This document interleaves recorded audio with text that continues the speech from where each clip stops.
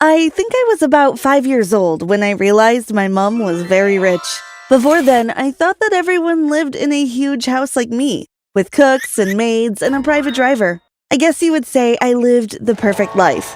My mom ran a hugely successful company, and one day it would be mine. But before I go on, make sure you like and subscribe, and hit that notification bell, and maybe you will be rich one day too. My friends were always telling me how lucky I was. I agreed with them, to be honest. I had everything that money could buy, but there was something missing. My dad. Mom never wanted to talk about my dad. I only knew that she had kicked him out of the house when I was about 2 years old, but I didn't know why. If I tried to bring up his name, Mom just changed the subject. I remember one time Mom got really angry. I was in the lounge and Mom was in the kitchen. My favorite song came on the television. I was singing at the top of my voice when Mom came running into the room. "Switch that television off, Jenna," she shouted. "You're just like your father." I looked at Mom in astonishment. She never shouted at me, and she definitely never mentioned my dad. "Why, Mom?" I asked. "He was a good-for-nothing musician, that's why," she said quietly. "I don't want you following in his footsteps." After that, I never sang in front of Mom again. I didn't stop singing, though. I would hide upstairs in my room and sing to my heart's content. Mom never knew. She probably thought I was playing my computer games. That's what most girls my age were doing. It wasn't that hard to hide my singing from Mom. Most of the time, she wasn't home. Her business was so successful, she spent all of her time there. Sometimes I wish she was like my friends' moms. They stayed home and baked cakes together. My mom never cooked me a meal. By the time she got home from work, I was usually already in bed. I knew that one day I would be working as many hours as Mom. I would be running her company. For as long as I could remember, Mom would tell me, "One day, Jenna, this will all be yours. You will be the CEO of my company."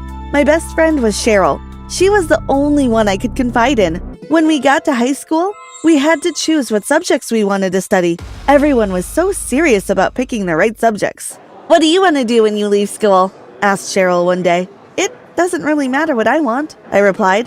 "My life has already been chosen for me. I will be going to work at Mom's company when I leave school." Sometimes I felt a bit sad that everything was planned for me, but I didn't say anything to my mom. I didn't want her to think I was ungrateful. It might have been different if I had a brother or sister, but as I was an only child, of course it had to be me to take over the company. I looked at the list of subjects. It didn't really matter what I chose, but one subject jumped out at me: music. I put it down at the top of my list. "I'm taking music," I told Sherry, "but don't tell my mom, because she probably won't be happy about it." I wasn't really that interested at school, but I loved going to my music classes. We learned how to play the guitar and the piano, and we sang in the school choir. Sometimes we would put on a concert for the parents to watch, but I could never tell Mom about it. "Is your mom coming to watch the concert this year?" asked my music teacher, Mr. Henry. "No, sir," I replied. "She is busy at work." "Oh, that's a shame," he said. "I seem to remember she couldn't make it to the one last year either." The night of the school concert came, and I told Mom I was going to Cheryl's house for the evening. "Have fun, darling," called Mom. "Don't wait up. I might be back late," I replied. The concert was so much fun. I really loved performing to an audience. At the end of the show, the parents of my friends all gathered around us, congratulating everyone. I felt a bit sad that my mom wasn't there too, but never mind. That was my final concert. I was graduating high school at the end of the year. I couldn't believe how quickly it had gone. And now I was going to start working at Mom's company. Cheryl was going to university. She wanted to become a teacher. My first day at work started off the same as any other. I sat having breakfast in the kitchen with Mom, but instead of waving goodbye to her as she left for work, I joined her in the car. We drove to work in silence. I knew that Mom would be thinking about all the meetings she had planned for the day. I was a little nervous, but I knew I had nothing to worry about. It wasn't like I was starting out at the bottom of the ladder. I was going straight in as a personal assistant to the CEO of the company, my mom. I had an office directly outside Mom's office. Mom showed me how to use the intercom and gave me some papers to sort through. Everyone was friendly towards me, but the day really dragged on. I was so bored. Well, I better get used to it. This was going to be my life for at least the next 40 years. I settled into my job, and the weeks went by. At the end of the month, I got my first salary. I couldn't wait to open my bank statement and see the money that had gone into my account. I opened up my bank details on my phone, but froze. Wait a minute, there must be something wrong here. I looked at the money that had gone into my account. Surely there is a zero missing? I went through to my mom's office. "Mom, I think the accounts department has made a mistake with my salary," I said. Mom looked at my phone. "No, there's no mistake," she said. "That's what I'm paying you." I was shocked, but I didn't want to seem ungrateful. "Oh, okay, sorry, I'll get back to work," I stammered. I went back to my desk and picked up some files. "There's no need to worry," I told myself. "I'm sure it's only because I'm new at the company. Maybe everyone gets a low salary for the first couple of months. Kind of like a trial start." But the months went by, and my salary never increased. It was really starting to annoy me. I was the personal assistant to the CEO, and I was getting paid less than the tea and coffee girl downstairs.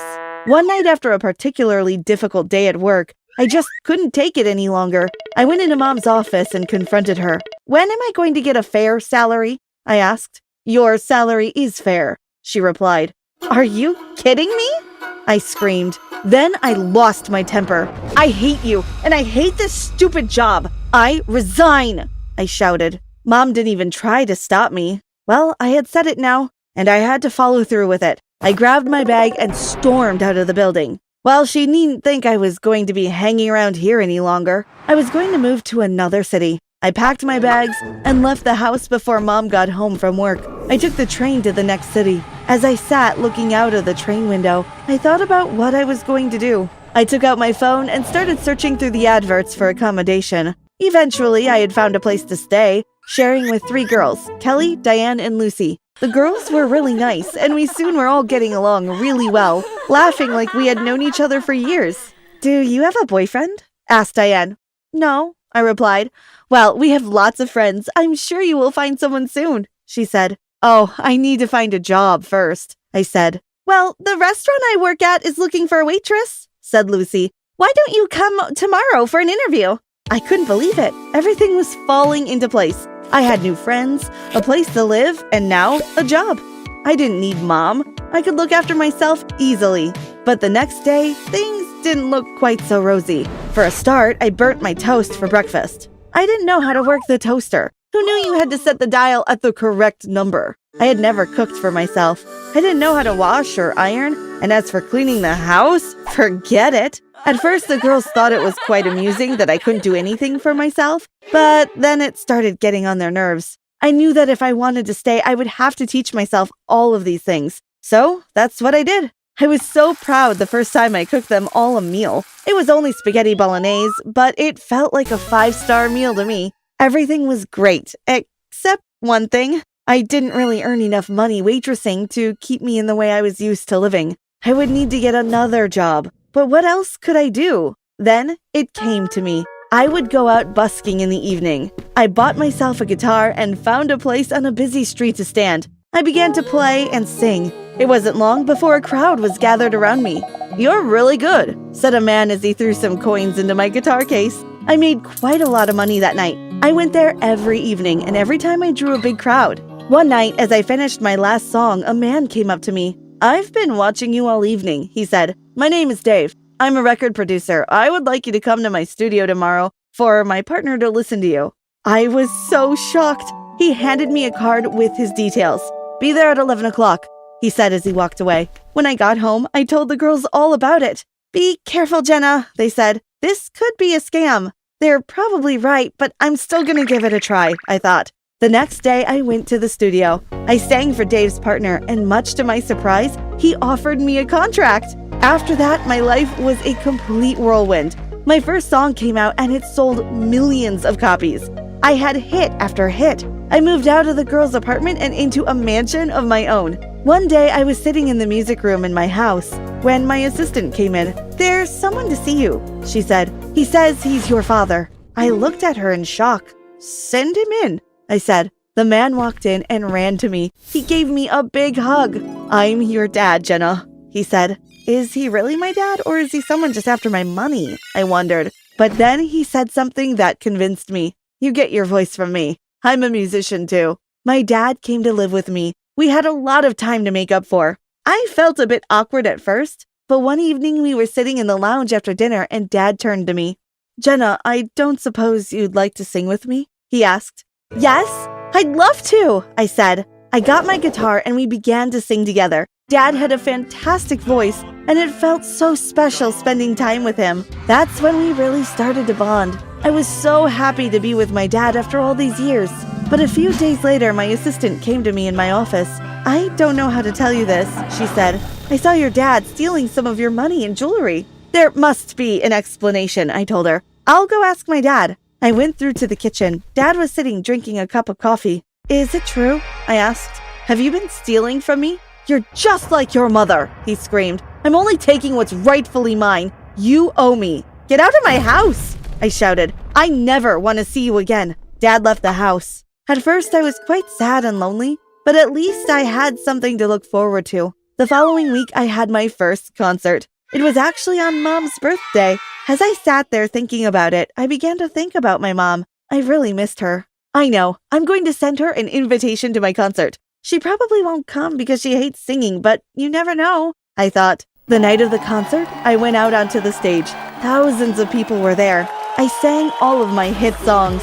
As the lights came on at the end of the show, I saw my mom at the front, clapping and waving and smiling at me. I asked my assistant to bring my mom to my dressing room. A few minutes later, she walked into the room. "I've missed you so much, Mom. I didn't think you would come," I said. "I wouldn't miss it for the world." "I'm so proud of you," she replied. I was happy, but a thought kept on nagging me. "Why didn't you pay me fairly when I worked for you?" I asked. "I did it for you," she said. "I knew you had always wanted to be a singer, but felt obligated to take over my company. I made you hate me so you would leave the company and follow your dreams." I had never felt happier. I had a brilliant career, and I now realize I had the best mom in the world too.